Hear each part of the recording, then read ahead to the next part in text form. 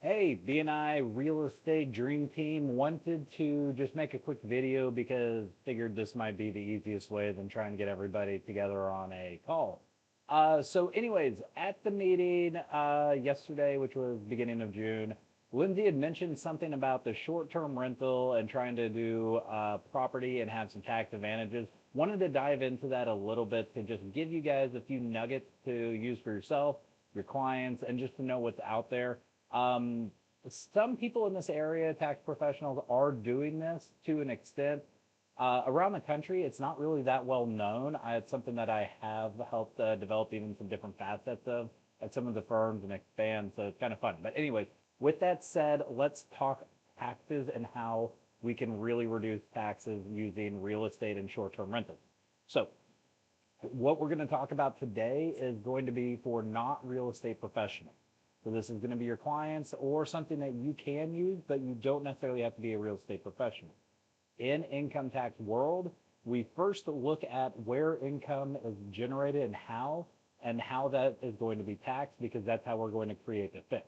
So with high net wealth individuals that are working, so think doctors, maybe some very successful attorneys, business people that have, 500,000 and up of income on a W-2, that's called active income. So we can't just buy a regular standard long-term rental and generate losses that offset that because that's considered passive, just like we can't have capital gains, so losses in the stock market, an investment in another business venture that they're hands off on, a limited partner, all of those losses wouldn't offset that W-2 income.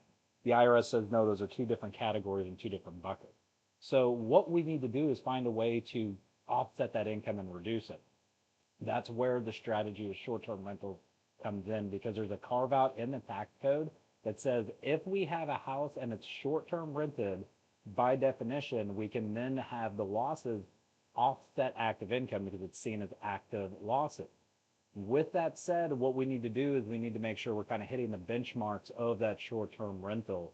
So first, we're seeing that the average length stay is 7 days or less. We have less than 14 days of personal use, and then we also have material participation. Talk to me. I'll get those over more information as we need. But just think we're going to Airbnb. And we don't need any long-term renters, and we don't need too much personal use. That's where you're going to coach them and then send them my way, and I'll get the rest of the details. So whenever we have that short-term rental, as everybody knows, we've heard the term depreciation. So you have an asset that lasts longer than a year. So the IRS makes us take that expense over the course of time. Think of a stretched out rubber band. Well, what we want to do is we want to try to accelerate that depreciation, take that rubber band and push it all into the front or 1 year. Well, with real estate, the tax code says you can't do that. It's standard 27 and a half years or 39 years for commercial property, and that's all you get. Well, that's where we get fun and we do something called a cost segregation study, which is also completely normal and been around for eons. And what a cost segregation study does is it deconstructs the taco, is what I tell people. It kind of unassembles the burrito, if you will. It takes the whole, the taco, and then says, okay, cool. We're now going to say like, look at the different parts that make up the taco, the meat, the cheese, this. In real estate, it's going to be the flooring, the HVAC units, the counters, the cabinets, the roof, all of that. Why we want to deconstruct that is because some of those pieces aren't going to last 28 years. We know flooring we're going to have to replace. Carpet's only going to last us a few years. So when we do this cost segregation study, the IRS allows us then to take those parts and accelerate that depreciation. So what that means, we have a $1 million property out on Folly Beach that we're going to be a client's looking at targeting. We're going to buy that property. We're going to make sure we're hitting the short-term rental loophole guideposts for this person. Then we're going to do a cost segregation study. And so he's getting all of the expenses of buying the property, renting it, all the cleaning and normal operation expenses. And then we're going to do that cost segregation study and accelerate the depreciation we can. We're usually seeing somewhere about 25 to 30% of the cost of that building is going to be allowed to be accelerated depreciation.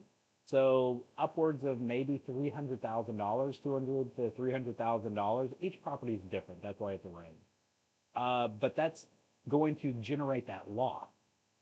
So think of this. You buy $1 million property, you put your down payment, you mortgage it, you then do a cost segregation study, you're generating $300,000 of loss, offsetting that $500,000 of W-2 income. You have your high withholdings on that W-2, and so now you're kicking back a $100,000 refund. And so now the person that's buying this is helping subsidize that down payment with a $100,000 refund, and they've just grown their wealth, and now they have a cash flowing property that is going to help pay for itself, grow and appreciate over time, and it's set. So that's what the play is, and that's how we're going to use it. A lot of people ask, like, okay, well, what if I don't want to continue that short-term rental? The cool thing about short-term rentals, it's each year. So we just have to hit it for 1 year, and that cost segregation study doesn't have to be in the year we put it in. It can be down the road, kind of a card up our sleeve. So we could throw that down in another year that we do want it to qualify and make that play. And then also, lastly, because Congress can't get their act together, right now, bonus depreciation, or that accelerated depreciation, is at 40%. If Trump and Musk ever stop their marriage quarrels and we get this bill through, which eventually it will, they're going to tweak it and eventually it'll get through, and the bonus depreciation will go back up to 100%. So buying anything now, I feel confident in telling people we should be okay. And then if you are looking at a property, let's say you just know this is a long-term property, buying fourth quarter, like in December, renting it for 1 day, we can still hit that short-term rental loophole, take all the advantage, harvest that tax benefit January 1st, long-term rent it, and then you've been able to take this huge tax benefit. So that's the play. That's what we want to do. Talk to me, I'll get you more. Caveats and down pitfalls of this is when you accelerate depreciation, you've created yourself a tax trap.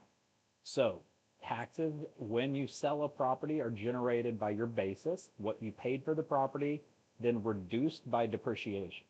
So we buy that $1 million property, we then take that accelerated depreciation, drops down to $700,000. A couple years down the line, we sell it for $1.2 million. Well, up to our purchase price of depreciation recapture, that's taxed at 25%, and then the $200,000 over our purchase price would be capital gain. So we have to think, when we sell this property or liquidate, we may have tax consequences. We need to calculate that and make sure that we are setting ourselves up for success, because if we have to pay the government, pay the bank, pay the realtors, pay for concessions, do we still have liquidity getting out of it? If we want to not have that tax but liquidate this property, we look at 1031 exchanges. We look at passing it through an estate or just holding on to it. So more plays there. Big, old, complicated world of tax. It's like opening a Swiss watch and trying to figure it out. Come and see me. I'll walk you through it. But I love the short-term rental loophole play. It is very, very beneficial for the right people that know what they're doing and have enough meat on the bone to where they can afford it and it can grow their wealth. So anyways, more on that later. Hit me up. Love to talk to you, but this is some good tidbits for you guys to go forward and have another arrow in your quiver. We'll see y'all next week.